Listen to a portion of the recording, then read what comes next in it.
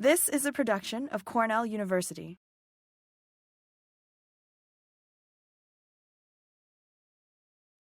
Okay, it seems like our numbers have stabilized here, so we'll get started.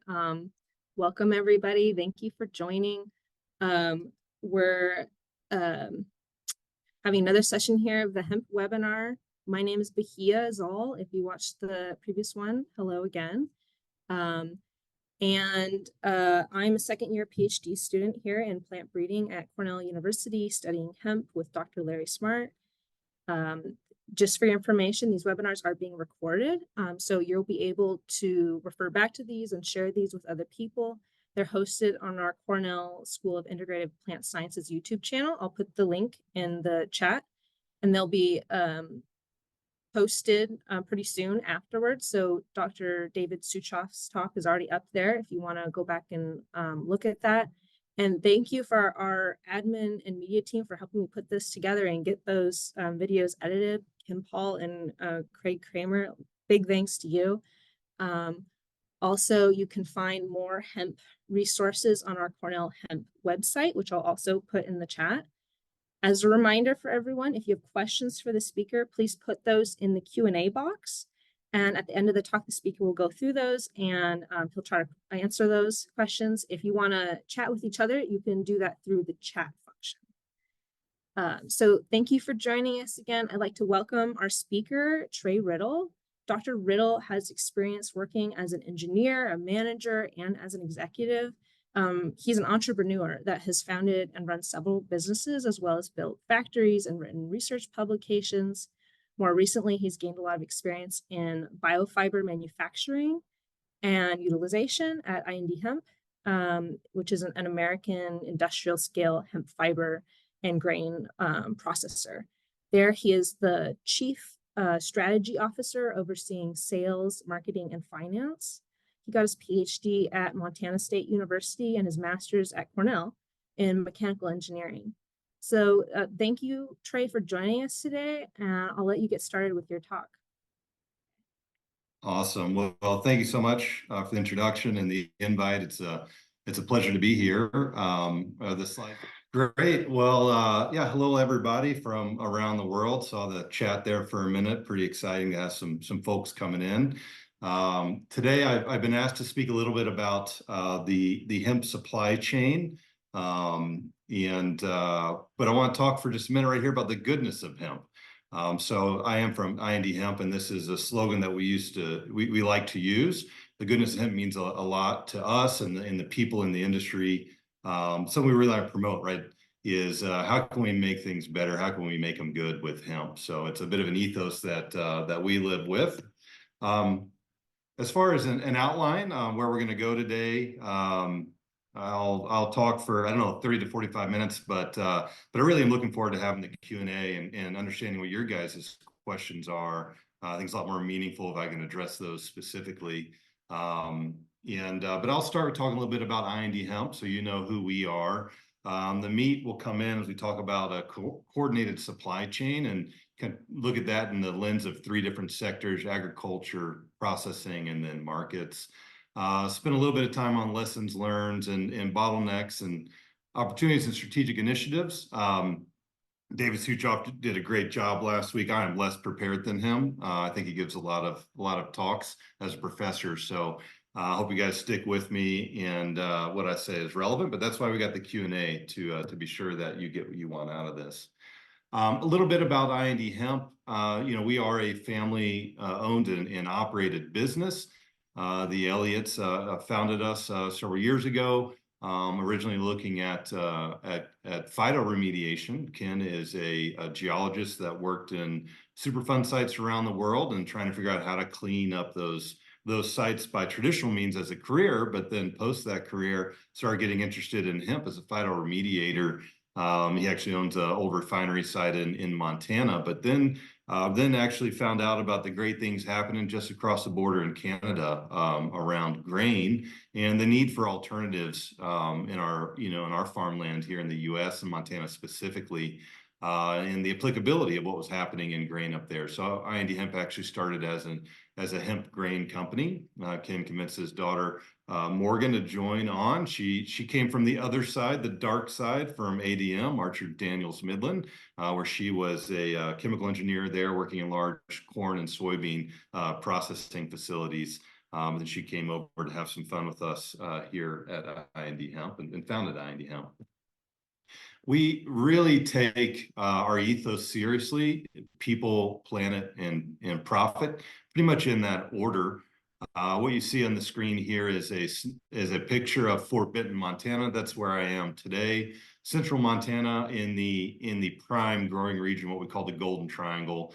Called the Golden Triangle because so much wheat is grown here. Fort Benton was sort of a pioneer town. It's how Montana and much of the Pacific Northwest was settled. The steamships would come up the Mississippi River to the Missouri River, and basically couldn't get any farther than Fort Benton. And so a lot of history here. So it's a great spot to pioneer hemp as well. Town of 1,400 people. Primarily supported by agriculture and then a little bit by tourism. Having our infrastructure here is really meaningful, to the town and to the region, both in terms of employing folks directly into the company, but then also supporting acreage in the region. We really, live behind that to be supportive of our people, then also the planet. We think what we're doing here, as I hope everybody on the call does, is meaningful in that we're looking at new ways to implement agricultural solutions to some of the world's problems, be that food or non-sustainable materials and whatnot. And our vision, our mission as a company, really has a lot to do with the talk today, which is connecting that innovators at the agricultural level with the pioneers in industry. And that's really what this value chain is all about, right? Is how do we go from a commodity off the farm to something that a consumer can actually use. And it takes a lot of dots to get connected, to do that. And everybody has to be rewarded and see value along the way. And so our vision is really to create a supply chain that's profitable and sustainable. And we really do value and lean on our personal relationships. I wouldn't be here today if it wasn't for other folks in this industry and other industries, caring about what we're doing and engaging. And actually come back to that a little bit at the end of this talk and how meaningful that can be in building viable supply chains. We're pretty diversified in the hemp space, at least in the industrial hemp space, that is.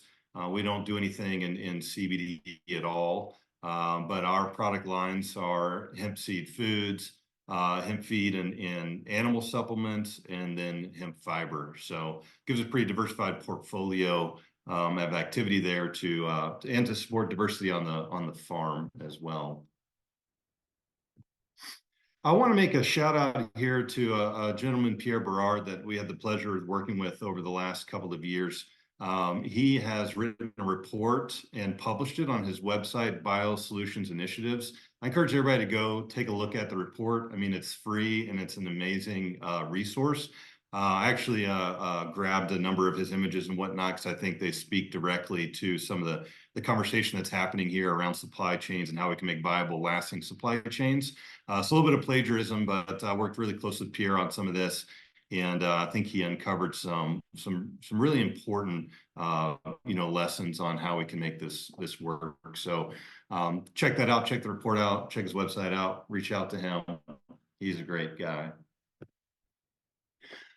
So what we'll talk about today is the supply chain, and in essence, what is really needed is a coordinated supply chain, right? We can't do this in a bubble individually. We all need customers, we all need suppliers. That's at every level of the supply chain. And I like to say that we're not building just a company, we're building an industry, and we're doing that from the ground up. And that really results in integrated and dependent supply chains. Unfortunately, they're also pretty complicated and presently a bit fledgling, right? We're still a little bit immature, but this graphic does a decent job of showing how the foundation, is the farmers. And there can be a lot of farmers that might support, a limited amount of processors, which then go on to support brands and consumers. And these supply chains start, regionally, and then they become nationally, and then even international to some degree, for sure, as we look at the growing U.S. industry supporting export. But it's really, the foundation is at the farm level, and so I would say it starts on the farm. This is one of our fields here, one of our farmers, Dale Flickema. This is a fiber crop. This is an Asian variety. I don't remember which one on the picture, probably Yunma or Hanmi, one of the two. But it starts on the farm, right? And that's the foundation of these supply chains. So agronomy and production is critical. But it's more than that, right? It's, it's the contracts, it's the relationships, it's the support. So at I&D Hemp, we've actually grown, we've contracted for over 30,000 acres to date over the last 5 years or so. Typically it's about 50% organic on our grain side of the business, not as much on the fiber side there. And so, we had a lot of experience, and we've had a lot of growing pains into what that means. To be successful. We're still learning a lot. There's still more to learn. But at the end of the day, fundamentally, I think these are sort of self-truths that everybody probably knows, but just to reiterate them here, there's got to be, a market for the farmer, right? The farmer needs a buyer. And and spot buying is difficult. And of course, we saw some travesties in the early days of the industrial hemp around CBD and other commodities as well. But at the end of the day, the farmer's got to sell their products just like, everybody else has to sell their products. So they have to have contracts that are meaningful to them. And those contracts really need to, encourage some support. The farmers need a viable production model. And it's different, it's different on where you are and, what you're growing for. And it's really, I think it's an understated need for the processor, the buyer, to help be a participant in that support infrastructure, right? So we have agronomists on staff. I mean, I think he puts like something ridiculous, like 40,000 miles, windshield time, just driving around to our farms, repeatedly throughout the year, whether that's in the early information stages of what our contracts look like compared to their other alternatives, to making sure that the seeds are getting planted right, and fertilization and harvesting is a big deal. Very challenging. I mean, we do both grain and fiber, and we're actually at the point now where we provide harvesting services, essentially, cutting, raking, and baling for the straw, considering it's 12 feet tall. And that was a need that sort of arose out of, maybe a lack of experience with hemp as a fiber crop, in a lack of tools, right? What are the right tools? And then is one farmer going to buy that tool? It's very challenging for them to buy a specialized cutter if they're only going to grow 40 or 250 acres, right? And we leverage what we can from traditional implements, but we found is actually pretty necessary, both for having the right tool for the job, but then also managing the right timing and practices for the harvesting. So at any rate, farmers need a viable production model so they know they can be successful. They need the right seeds at the right price. This is also, I think, an understated need for the industry. Not all seeds are created equal, and some are good in some areas, climate and soil conditions, and some are good in others, and some are good obviously for grain applications, some are good for fiber applications.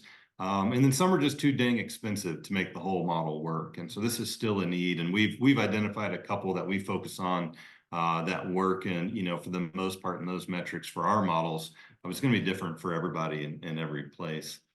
Proximity matters. I think this is sort of obvious as well, but it's most critical for straw. The transportation costs for straw bales can get expensive. Grain is a little more flexible. You can move grain a little bit further. This is the map of some of our farms. We're located here in Montana, but we do a little bit in Idaho, Washington, and Oregon. As you get further away, up to maybe 400 miles away, those are almost exclusively grain contracts, whereas the straw is quite a bit closer. And I think you think about traditional commodities, grain elevators every county, right, has a grain elevator. We're not at that scale yet, but as far as processing infrastructure, the transportation costs and the support system has got to be regional in nature, for the farmers. But that doesn't, it not only does that need to take into account, the farm conditions and the farm economics and climate, normal conditions, infrastructure, all those things, it also needs to consider the regional markets and hotspot activity, right? Because there's also a cost to getting to market and there's an ease of getting into market. So logistics, both from the farm to a processor, but from a processor to market, all need to be considered. And that may drive decisions, right? All of our decisions should really start at the market level. Who's buying something? Why do they need it? What's it look like? How much will that pay? And then work that way down the value chain. And that actually has a place at the farm level. Quality and cost and proximity are all factors there. If we look at, out of agriculture and into that next level of the supply chain processing, we can look at it at a couple different levels, but the first level is sort of primary processing, primary agricultural processing, or first tier processing. Here at I&D Hemp, like I said, we do both fiber and grain. So these are fairly significant, infrastructure investments. On the left is the fiber facility. It's about 52,000 square feet, plus about eight acres of outside storage for the decortication and milling, classifying, packaging. And then on the grain side, got about 17,000 square feet where we have grain cleaning, crushing, deholing, and milling and packaging.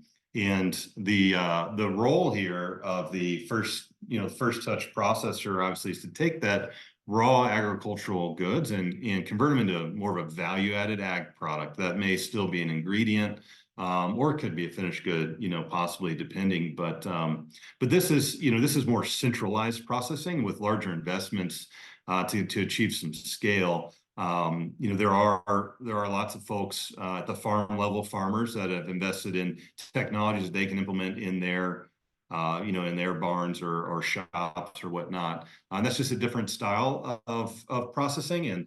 And hopefully I think there are opportunities for that more distributed processing infrastructure to get more value into the farmer's hands. But it's always that duality of scale, economics, capital investment and whatnot. But we've seen time and time again, farm to table being successful. For hemp, it's just a little bit more challenging than, say, for cattle or something like that, where there's a large buyer infrastructure out there of slaughtered meat. So this is kind of where we landed, is to centralize processing large scales to do value add to the raw goods. And that's because scale matters from our perspective to get to those economies. And there's generally, while the industry will beg, borrow, and steal from other industries, the hemp industry will use equipment that had a different purpose, right? It might have been for textile processing, or it might have been for soybean processing or whatnot. But almost always these are purpose-built systems that have been, engineered for hemp. Whether that means at the systems level, where you just put the right pieces of the puzzle together, or you modified one piece of equipment to do a thing. There's not a lot of success in sort of one, turnkey off the shelf piece of equipment to do what you need. It really comes down to that systems engineering component. One thing I think that a lot of people don't consider as much as we should on the front end of getting into the processing business is packaging. So one of our goals as processors in that intermediary between the farm and the markets, to ensure we have adoption, we need to be able to give the market something that they can use. And of course that comes down to the performance of the material or compatibility of the manufacturing or whatever of that material. But also packaging has a big role in that, right? I mean, if you have a buyer that's buying whatever, soybean meal or talc in a certain packaging format, and you're asking them to switch to hemp, that's already one ask. If you're asking them to switch to a different packaging unit, that's another ask. And so that can be challenging too. We should attempt to minimize the hardship on the buyers if they have to switch from an incumbent material to hemp, and that'll just make it easier for us to get into the market. One thing in our systems is trying to be automated, right? How do we minimize the touch points? How do we ensure quality control and move as fast as possible, because that's the name of the game, right? Is pushing as much material through the lines as possible to get the cost down. And automation becomes a big deal for that. And then quality is as well. I mean, I think quality relates to performance, and we've got to be competitive with the other items on the market to be successful. The other piece to this sort of middle ground between markets and end markets and consumers and the raw materials are what I'll call converters, which are sort of second tier processors, right? So these are groups that might buy decorticated fiber from a decortication line, or they might buy protein from a seed mill. And the reality is these guys need love too. They need investments. They need reasons to switch to hemp. They also need opportunities as well. And so this can cover anything from non-woven lines making felt, to feed mills for cattle, or spinning mills for textiles, pulp mills for paper, food manufacturers and co-manufacturers, composite manufacturers. But this is probably not talked about as much as I think it should be, right? Is what are these? I mean, the reality is we might not be able to deliver something that is a 100% drop-in replacement to the incumbent material. So what do these converters need to do? Or do we need new converters that maybe a hemp-specific spinning mill, right? Because the challenge, all the spinning mills out there today have spent 100 years optimizing around short staple cotton or wool or whatever, but it wasn't hemp. Right. So, do we need new infrastructure that can be focused on hemp? I think it's a valid question and likely a valid need. But also there is infrastructure out there today that we'd like to see adopt hemp. And so that's the other piece of that. But they need investment and they need support as well. And in many cases, those companies are interested because they're looking for more market share. But it can take time and take a lot of work. And these are giant markets as well. I mean, we're talking about hundreds of billions of dollars for these products. Not that hemp would have, billions of dollars of opportunity. I think some people might say it would, but the point is just that there's a lot of space and there's a lot of prerogatives that are happening now that are driving the desire, whether it's for more sustainable materials. But I think one of the goals is to try to find the places where there is growth, like what market is growing, because it's easier to penetrate a growing market and sort of feed off the growth rather than a declining or a stagnant market where you're a true replacement to existing materials and infrastructure. So that brings up some questions about how do you go to market, I think, in that supply chain, and what are the markets. And so one thing I think that we found that was successful is to look at vertical integration. Oftentimes that needs a supply chain partner to get that over the goal line, whether that's through contract manufacturing, to make a salad dressing or whatever out of your hemp oil or whatnot, or a non-woven mat for erosion control, whatever it might be. Lots of times we can't do all that in-house. Sometimes we can, and that could be a finished branded product, which is what we've done in some cases, is develop in consumer products, primarily in the animal space. It's a place where we found success. Whether that's through bedding or nutritional and supplement products. But the sort of the benefit of doing that is balancing that sort of that lower margin, large scale B2B adoption with higher margin, finished products. But with that is a whole nother level of operational needs for the company to integrate, and for us both are critical. I mean, the sort of that large scale B2B bulk sales are necessary to achieve the economies of scale, so that we can actually make the stuff at an affordable price. But then the finished goods enable us to capture some more of the margin. But we actually needed partners to do that. So we launched in that space with a local retailer in Montana and Idaho called North 40. And so they kind of helped direct us on, what a brand might look like, and what are the packaging units on the store shelves? What are some of the other opportunities or other options out there that we'd have an opportunity to support or replace? So that customer buy-in was extremely critical, that customer discovery and us making decisions to launch our first branded product.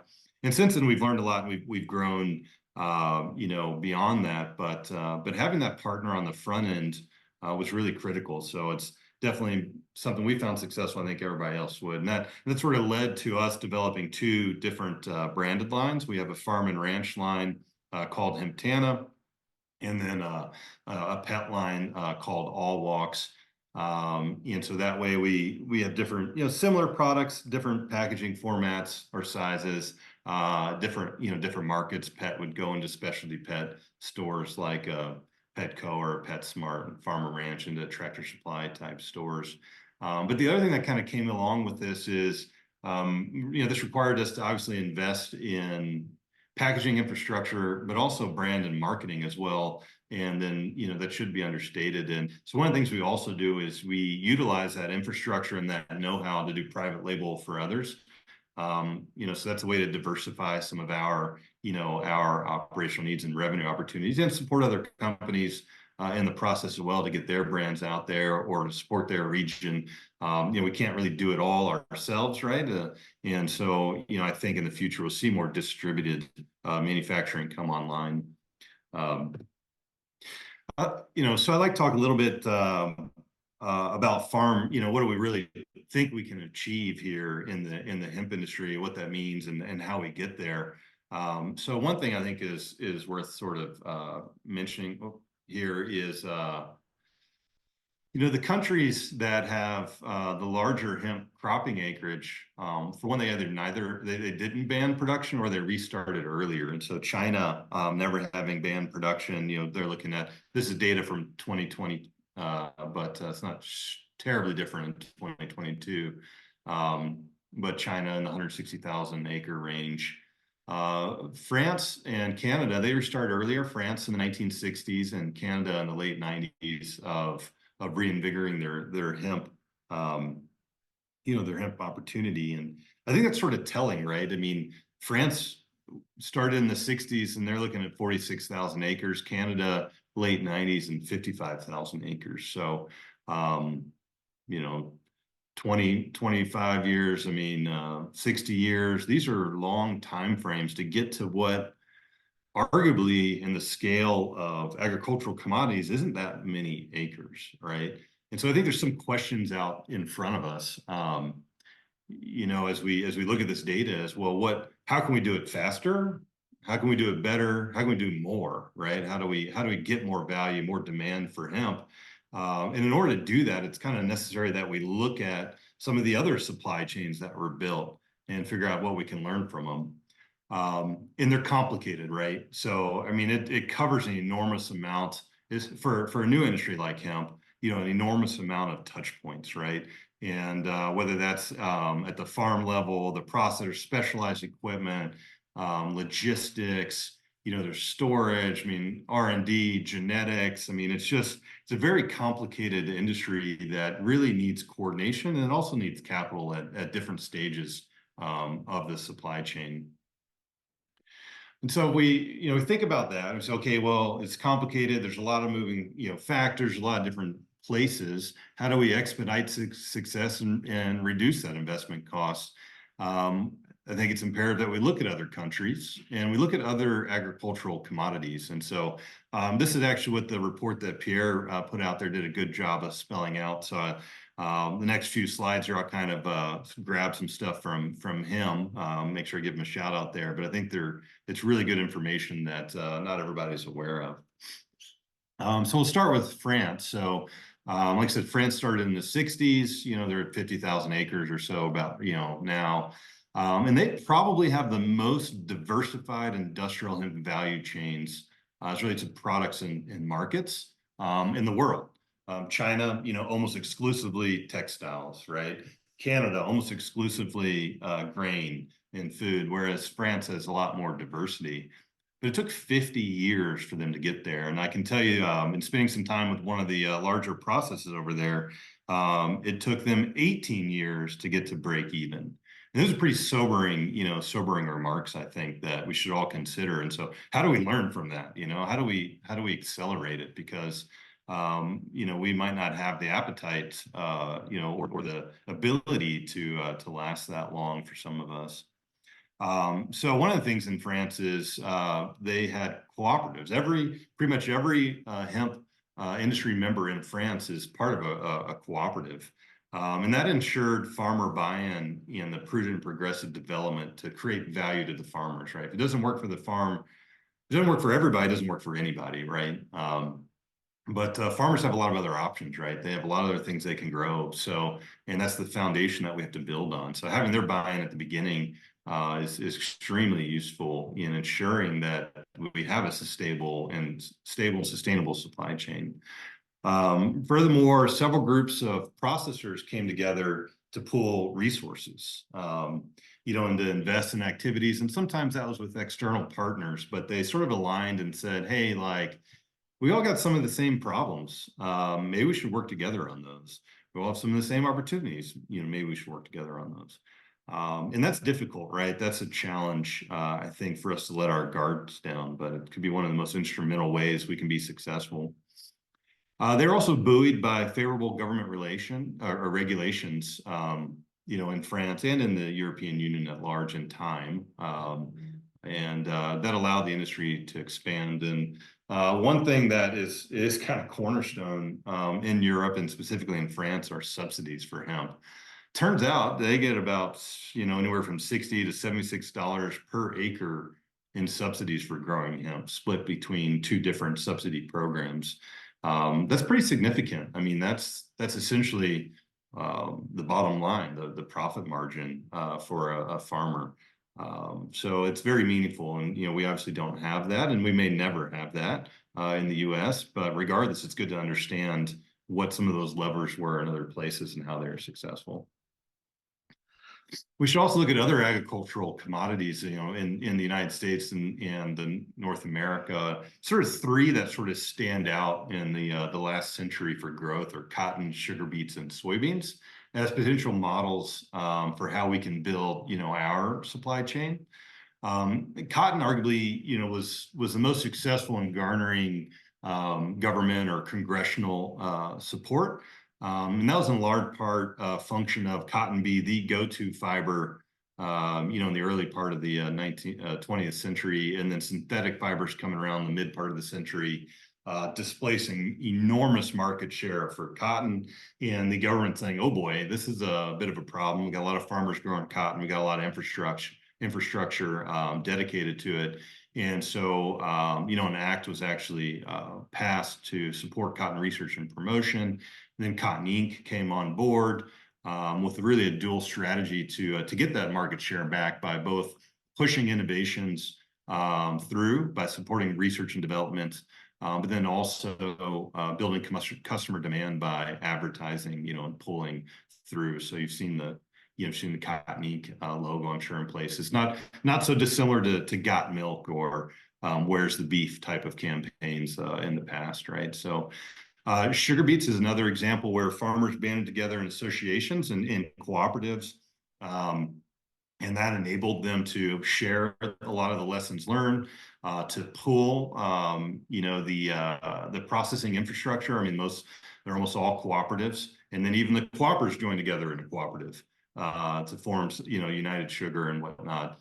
And so they achieved some stability there in their ability to present a more unified source of supply, and saying, well, we're not just one company, we're a an association of members that retain their own ownership, but come together to market our products kind of collectively into the space so that big users, big buyers of sugar can see sugar beets as a solution for large market share.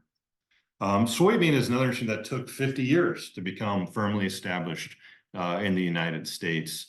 And a lot of that is credited to, two federated entities, the United Soy Board and the American Soybean Association, that were able to look at their membership's needs, find dollars to support that.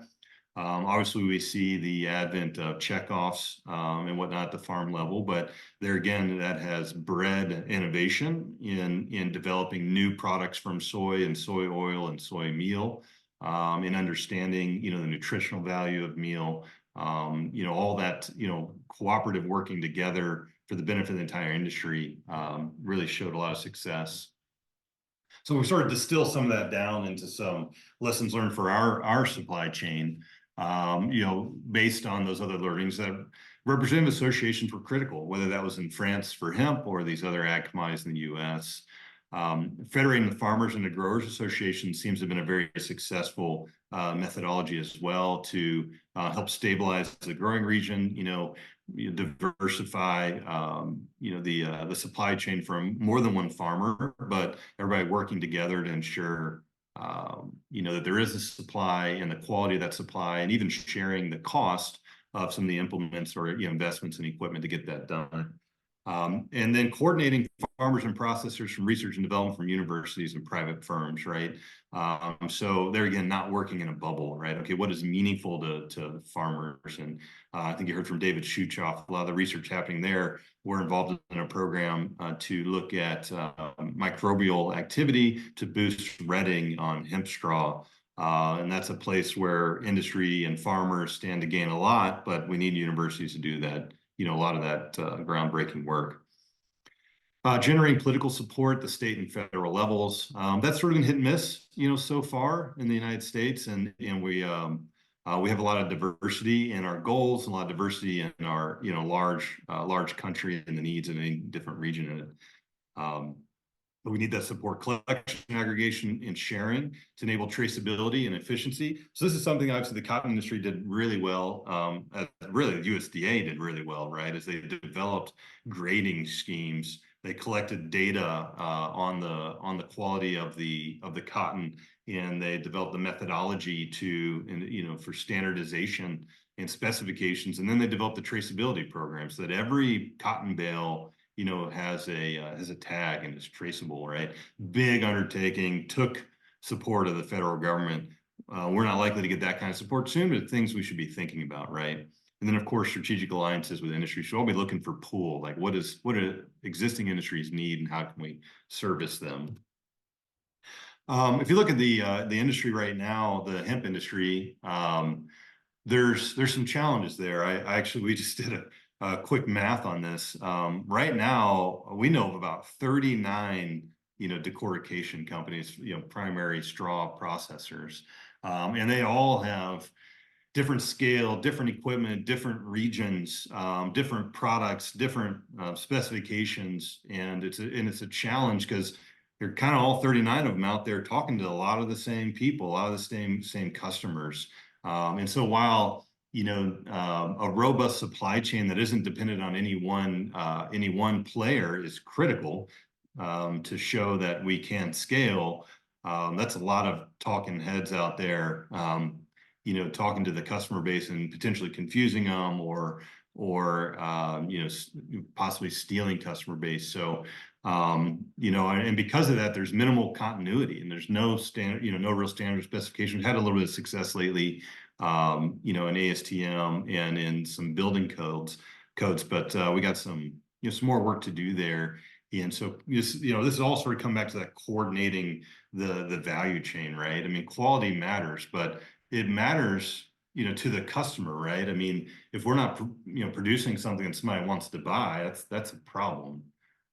Because at the end of the day, we can talk about hemp, we can talk about sustainability, but the first two metrics are price and performance, right? And if we can be competitive in price and performance, hemp's going to win almost every time on sustainability, and the other marketing attributes.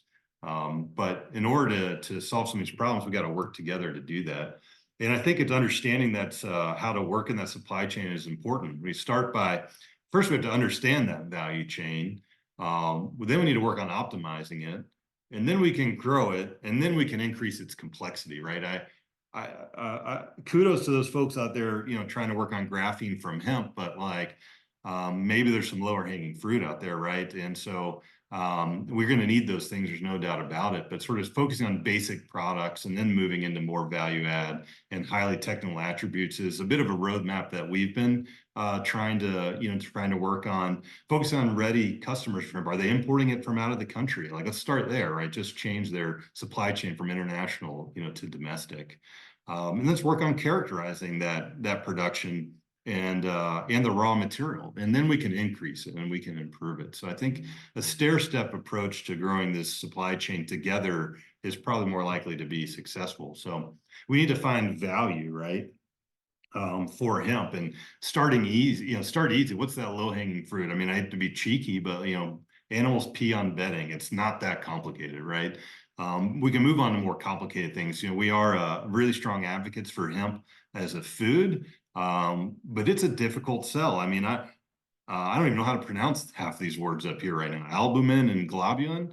They're not in my frozen pizza, I'm pretty sure. So, there's a lot of work to do to educate the consumers and the food manufacturers out there about how powerful these ingredients can be. But it's more complicated and it takes more time, right? And so I think we have to have this balanced approach of low-hanging fruit and then an eye to the future, in more complicated opportunities for hemp. Because I guess it's a bit of a soapbox, right? You hear you can do 10,000 usages for hemp, but what are the 100 that'll make money? That's the bottom line, right? I mean, like, in order to have sustainable business models, we have to have, profitability. And so this is a, really great map that sort of breaks down entry-level products to more complicated strategic initiatives. And beginning to understand this as an industry will help us chart our path, through and prioritize what we do in the value chain. A lot of these are long games. We're having some really good success here recently. It looks like hemp seed meal for laying hens is about to be approved by AFCO in the United States. It's a big deal, and it has taken 3 years to get to this point, and a lot of people working on it, right? You can feed hemp to your babies, but you can't feed it to your chickens or your cattle. So the long game is important, but dedicating resources to that can be challenging. And even when we participate in that, we really have to understand, what does it mean for the industry, right? What problem are we trying to solve? Be that in the nutritional profile for a chicken or in the co-product utilization at the processor level, right? If I've got a lot of demand for hemp seed oil, I need to find a place for the meal. So all these things have to go hand in hand as we look at the market and the supply chain to ensure that we've got opportunities for all of the fractions or streams that come off of the farm and off of the processor. We also need to reduce barriers, right, for growers, for processors, and the idea that we still have to get background checks for our farmers to grow industrial hemp can be a challenge getting farmers to grow for us. So the Industrial Hemp Act is an opportunity. I encourage you guys to take a look at this, write your congressman and whatnot.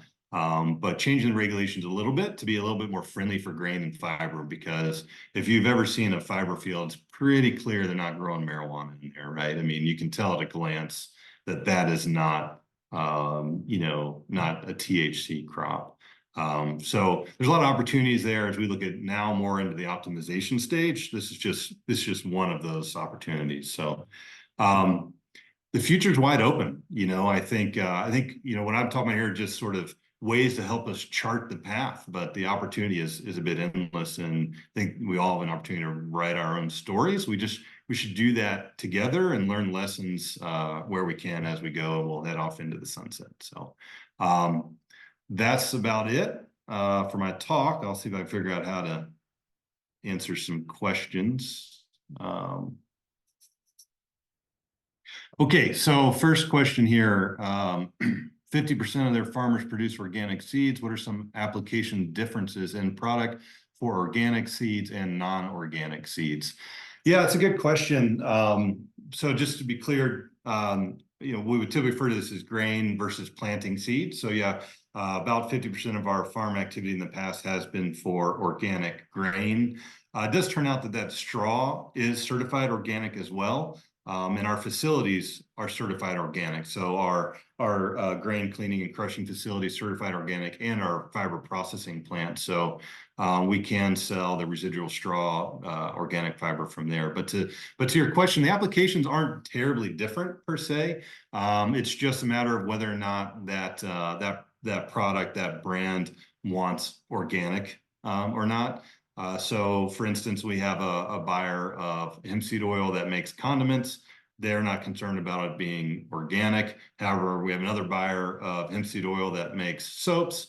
They do want it to be organic. So it's really more that prerogative and what market share they're going after. Functionally, the product is basically the same, right? Whether that's a meal for the hemp seed meal for the chickens, organic or not organic, just as the brand really want organic. Who is the current direct consumer, and how much of a changeover would hemp be as a corn soybean farmer? So the change from like an incumbent farming practice, I like to say that like for like fiber, you plant on a grain model and you harvest on a hay model. That's probably where most of the differences are going to happen. Is going to be in a fiber crop. The grain crops are pretty similar to soybean. I mean, your fertilization even isn't that much different. You're using seed drills, you're using combines, grain dryers, cleaners. On the grain side, it's more of a drop in. It's more about, what are the settings on the combine, and what's your favorite color, red or green combine, and what changes do you maybe have to make so that you don't have tangling of the fiber. There's nuances there, but it's pretty darn similar on the grain. The fiber more challenging, where we have to look at more specialized harvesting equipment. And so that's what I was talking about earlier about, maybe a processor invest in those, or growers associations invest in those. The direct consumer of, I guess, of a mid-tier processor like us, in some cases is retailers and distributors for our branded products that go on shelves or on Amazon, direct to consumer, and the bulk of it is B2B. We're selling to converters like a non-woven line or something like that. Do all of your hemp farmers that grow for grain have drying equipment on the farm? Is there a requirement for IND hemp grain farm? So they don't have grain dryers. So Montana is pretty dry, but they do have like live bins, so that we can put air. Not all of them. Most of them have bins with aeration in them where they can dry it down in the bin. What we do ask them to do is pre-clean. So before they put it in the bin, to get rid of a lot of that chaff that's still in there. Full floor aeration. Thanks, Dalton. But what really helps is to get rid of a lot of that chaff so that there's not as much moisture going into the bin. So we do ask our farmers lots of times to do a pre-cleaning with like a trommel type of a device. Henry Ford and soybeans. Do you know if the new Farm Bill addressing industrial hemp issues? Yes, it will. I don't know exactly what those will be. So stay tuned. How do you dispose of the dust in your dust collection systems? Tom Keene, hey buddy, man, good to see you're still out there in the hemp space. Tom's, I'm just gonna give a shout out to Tom here because Kentucky really led the charge in the early years. One of the things that most states are missing is support from their extension services, right?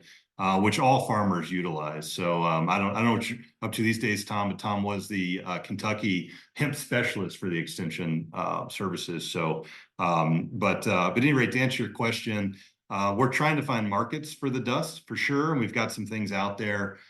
Today, we typically just turn it back into the soil to provide some nutritional value to our farmers. So we take it out, in a dump truck and spread it on a field. We have quite a few value-added opportunities we're working on: composite space, lawn and garden space, erosion control. They haven't quite hit yet. What size field do we have to grow to make it worth it? That is dependent on, your farm operation, right? I think in the old days, like it's something like CBD, we're talking much smaller acres, more of a tobacco type of model.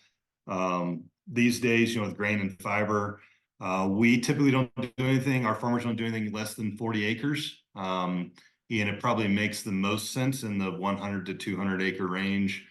They grow thousands of acres though, which maybe is different than other parts of the country where a farmer might grow average like 500 acres. Our farms can be as much as 40,000 acres out here in Montana, more typically in the 10,000 acre range. Thanks, Vanessa, for your compliment. Okay, so this might be a question beyond your presentation, agronomics. I'd like to know whether there's any sort of audio telepathy with hemp. I don't even know if I said that word right. Can we grow hemp in a farm continuously, or should we rotate it? We are definitely not advocates of monocropping with hemp. I don't know that there's any good studies out there other than the, sort of generic disease cycle breaking types of components.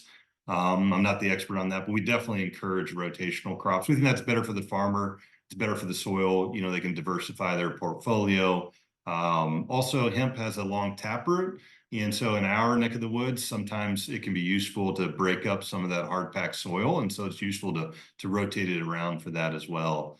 So I'm not the expert on that, but we definitely recommend rotating. What do you believe is the biggest barrier to entry and how to overcome that? So it's going to depend a little bit on, what vertical we might be talking about. And then, what's been happening in your region, right? If you've got, it can start with just getting seed, can be a barrier to entry. But if you've sort of gotten beyond that and you're starting to look at, how do I make a successful business? One of the challenges that we see right now is hemp foods are not growing very fast. I mean, we kind of hit peak hemp heart in a sense. So, most consumers that know about hemp foods are eating hemp foods in the current format. So I think, it's a challenge on the food side of the business, is finding markets there. The export opportunity is growing, I would say, in that case. So I think on the oil seed side, it starts with, what are those markets and how do I address them? On the fiber side, there's a lot of market opportunity. Those are growing pretty rapidly. What I've seen in the industry is capital being one of the biggest challenges to be able to, to kind of get up and running to do that. And because you sort of need to walk, crawl, run, right? It's hard to invest in large scale infrastructure if you don't have some successful operating supply chain. And it's easier to get a supply chain going at a smaller scale, but you can't provide goods at a competitive price. So there's some challenges there. So it kind of depends on, where you're at in the supply chain. If you're at the farm level, harvesting equipment might be a big challenge for you to supply fiber. If you're if you want to be a processor, then getting the capital to scale may be one of the challenges. So it depends, but in all cases, almost all cases at this point, hemp is replacing something else, right? And so that can be a challenge. New opportunities for hemp, wholly new, are a little bit more difficult. So finding those easy wins is critical, I think. Please talk about the unique aspects of hemp supply chain branches as they relate to seed, fiber, building materials, and flour. Yeah, Dave, it's a good point. We're really big advocates for dual cropping, dual purpose. Excuse me. And so, if you grow for grain, you still have a stalk out in the field. And there are some genetics that are more optimized to have more stalk or more grain or whatnot. But you can harvest the grain and then you can harvest the straw as well. And so as a plant, that sort of whole plant utilization is really powerful, particularly at the farm level, because the farmer has sort of the opportunity to make two revenue streams, the grain and the straw. That's just more compelling to them, right? The infrastructure to process, on the other hand, is is pretty different, right? I mean, the equipment you're going to process the grain with is going to be different than the straw. So it does require two sets of infrastructure there. But nevertheless, at the farm level, they can be combined. Now, that's not to say that you aren't giving something up, like your yield may go down on the grain for both the straw or the grain, and your quality of the fiber might not be as good if it's coming from a grain crop, those kinds of things. But there's still opportunities to address a lot of the market share, because of that. And so I think that is, in some cases, there are overlaps. Like I said, we do a lot in the animal sector, right? So when we process the straw, we sell bedding into equestrian and small pets. We also have some non-wovens for laying hen mats. But then on the oilseed side, we have omega 369 supplements of the oil, protein and dietary fiber that all come from the grains. So it's a bit of a Venn diagram in some places, but typically you're addressing different markets where the straw is going to more industrial materials, which have a crazy amount of opportunities. Yeah, from building materials, insulation, hempcrete, even potentially to structural components in the future, to pulp and paper, and so on and so forth. So a lot of diversity in the opportunity out there. What's done to eliminating pesticides or heavy metals that might be present in the crops? Well, you can't really do anything if it is in the crop, to my knowledge. I mean, it's hard to remediate it after you've harvested it. There was a problem with this in Canada a little while back. There was a large market in Korea for, I believe, hemp seed oil. I may butcher this a little bit, but so I wasn't intimately involved in it. But they changed the regulations on some of the assay data, and what I think cobalt might have been the issue is they lowered the allowable levels of cobalt, and it made a big scare. Large markets were lost there for hemp grain, because once it's in there, it's hard to get it out. You're really better off on the front end, right, doing your soil selection and and picking soils that don't have those problems, because hemp is a phytoremediator. It will collect those heavy metals. Pesticides, yeah, I mean, most pesticides you can't use on hemp. Very, very few are certified. So in general, there shouldn't be too much pesticide usage on the hemp itself. There may be some residual in the soil. We do test for that from time to time, but there again, once it's in there, you can't really get it out. So it's more about crop production practices and soil selections. Which verticals do you expect to grow in the next 3 to 5 years? Definitely, we see the most growth on the fiber side, in building materials, in automotive. As a guy that's been in the industry for a while, I can tell you that is one of the most exciting things happened recently for our company, and to my knowledge, it's probably the first time in the U.S. that an automotive supplier formally asked a hemp fiber supplier to bid on a project. Lots of talk, lots of trialing, lots of stuff, but we finally got the opportunity to actually bid on a program.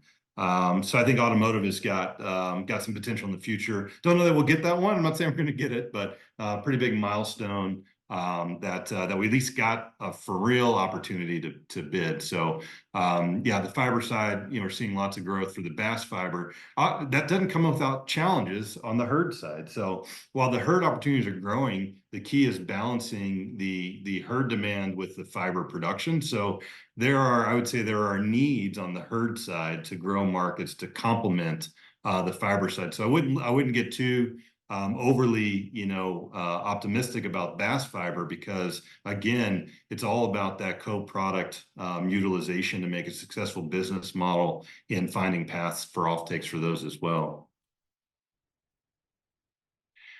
Do your growers all grow according to the same specs, seeding rate, variety? Not exactly.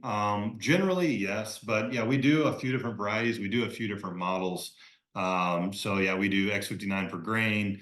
We do some Asian varieties for fiber. Those change. Seeding rates are much lower for grain. You're in the 20, 25 pounds the acre. For fiber, you're in the 50 plus pounds to the acre. Fertilization changes based on those applications, and of course, whatever the soil has in it to begin with. So we have some general guardrails. but it is on a farm by farm basis. Do agri farmers ret the fiber crop? Yeah, I mean, we want them to, absolutely. We pay more even some cases if it is retted. So it's pretty important for the fiber quality to ret. Are there some hemp-specific bioremediation efforts, impacts, and outcomes in your community or range of farms? Yeah, so this is interesting. Kind of going back to that question about the heavy metals, right?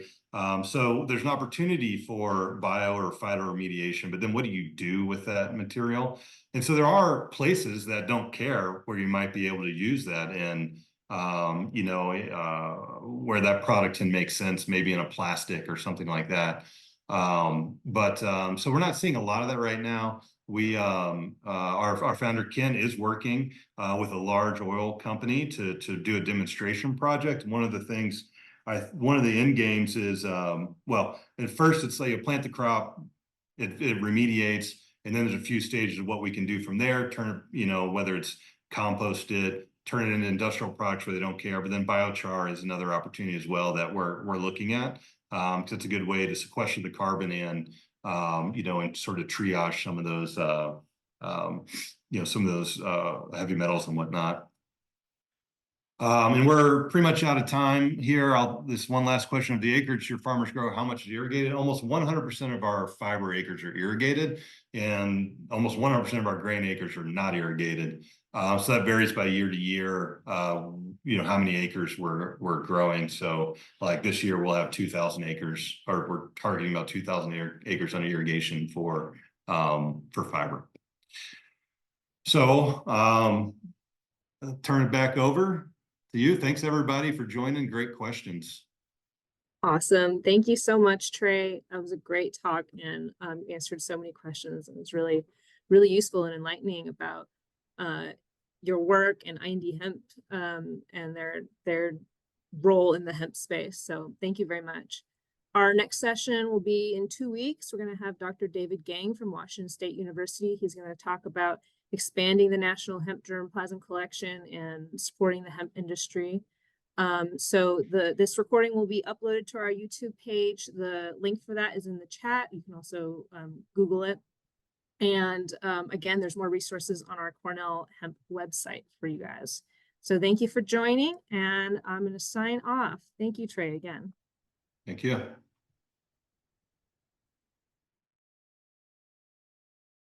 This has been a production of Cornell University, on the web at cornell.edu.